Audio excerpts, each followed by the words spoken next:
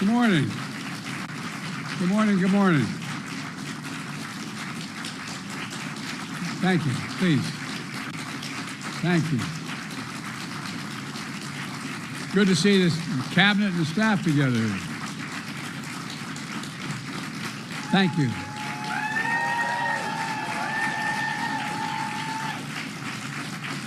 Thank you, thank you, thank you. Please. Thank you, thank you, thank you. It's good to see you all. Particularly good to see my granddaughter sitting in the front row here. Hi, Finn. How are you, honey? For over 200 years, America has carried on the greatest experiment in self-government in the history of the world. And that's not hyperbole, that's a fact. We're the people. The people vote and choose their own leaders, and they do it peacefully. And we're in a democracy. The will of the people always prevails.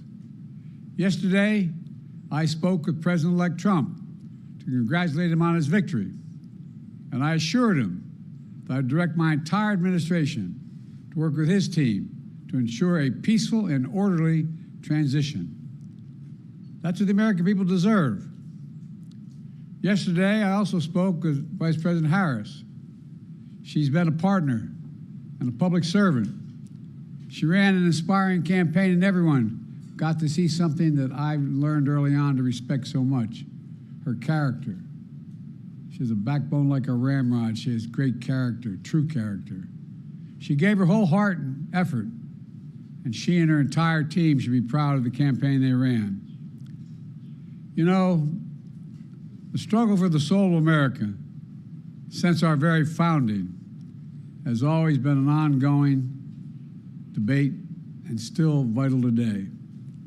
I know for some people, it's a time for victory, to state the obvious. For others, it's a time of loss. Campaigns are contests of competing visions. The country chooses one or the other. We accept the choice the country made. I've said many times, you can't love your country only when you win. You can't love your neighbor only when you agree. Something that I hope we can do, no matter who you voted for, is see each other not as adversaries, but as fellow Americans. Bring down the temperature. I also hope we can lay to rest the question about the integrity of the American electoral system. It is honest, it is fair, and it is transparent. And it can be trusted, win or lose. I also hope we can restore the respect for all our election workers who busted their necks and took risks at the outset. We should thank them. Thank them for staffing voting sites, counting the votes, and protecting the very integrity of the election. Many of them are volunteers who do it simply out of love for their country. And as they did their duty as citizens, I will do my duty as president. I'll fulfill my oath, and I will honor the Constitution.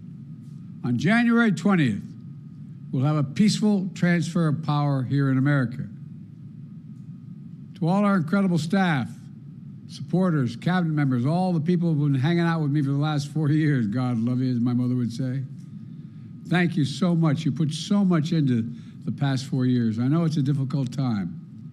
You're hurting. I hear you and I see you. But don't forget all that we accomplished. It's been a historic presidency.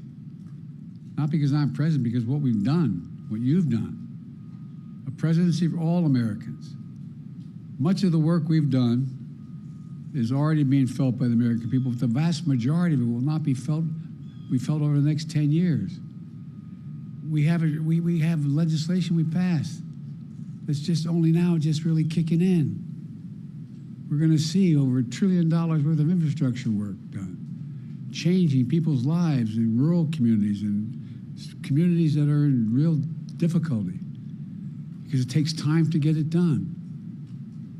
And so much more it's going to take time, but it's there. The road ahead is clear, assuming we sustain it. There's so much we can get done.